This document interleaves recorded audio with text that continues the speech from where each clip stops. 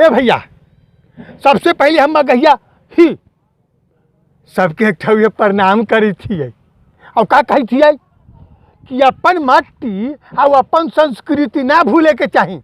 यही याद दिलावेला हम अपने लोग के ले चले थी। कहाँ अरे लोरकाइन सुनावे हमारा लगे तो कि अपना लोग एकदम भूल गेली होबे। मालूम न होते कि हमार धरती के मगह के एगो लोरकाइनो है। चलिए हम भी लेके चली थी। कहाँ अरे वो बाबा के पास जो बड़ी निमन लोरकाइन सुनाई थी। हम मगहिया ही में आज एगो बाबा के पास आइए। बड़ी पुराने का चीज के मतलब ना समझ ली हम बतला दिए। लोरकाइन बोलल जाए वो एकदम लुप्त हो जाते है। तो आज बाबा से हम सुनबे हाँ वो अपने हम लोग के सुनबे। बाबा लोरकाइन गावा ही ना? हाँ। कितना दिन से गावा ही बाबा? बहुत दिन से। बाप रे बाप बहुत दिन से गावा हथिन। तो आज हम बाबा से लोरकाइन सुनबे।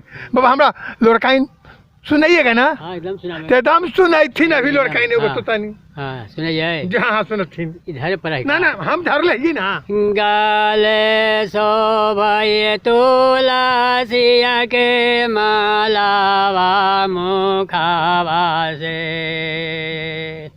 आहारिया के नाम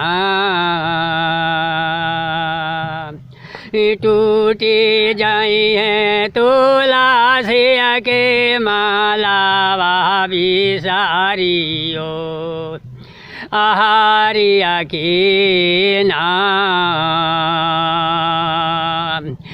भूलाला तो आया अछारिया के माइया देवी हृदवा में आलिखा बाना हाय जैसे ना तो आलिखा है माइया देवी अजिया मुनासियो आलिखाई दे मान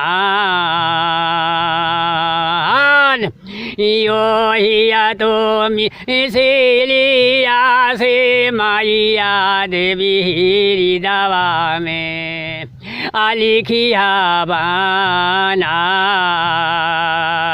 हाय जेतना दूर में जाए तहावा माइया देवी कांठिया के हमारा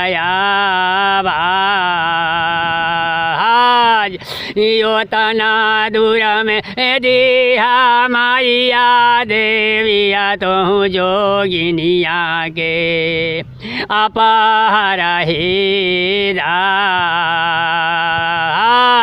आसे हुआ तो जो गिनिया माइया देविया रोकई डाइनिया के अगुना ही वान कियो झावा के गुनावा के माइया देविया तेहू खोई जवाने अब सारिया गिया लीना तो अगुनावा के माइया देवी गांगियो में आदा हिला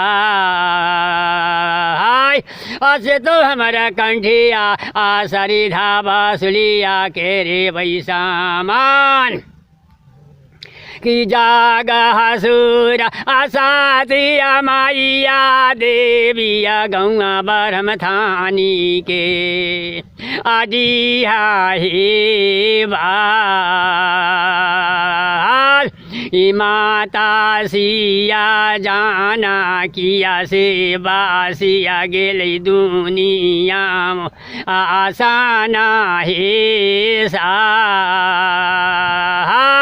छाना गावाहिलो गीता माइया देविया छाना मेरा उरा की आधारा हिलो धिया बस बस बाबा हो गई बड़ी सुन ले लिया काहे कि हम बतला दे छिए हम मगहियन के मंच देवल चाहे थी और यही ला सबसे पहले तो हम एक ठौआ प्रणाम करी थी काहे कि बड़ी हो गई कौची डैड, पापा, मम। तो हम सोचली कि आई हो हम मगहिया ही के हम काहे छोड़ दिए? कौन चीज एक ठुए प्रणाम करी थी? तो हम सबसे भैवान सब तनी जोर लगा के बोल दिया का हम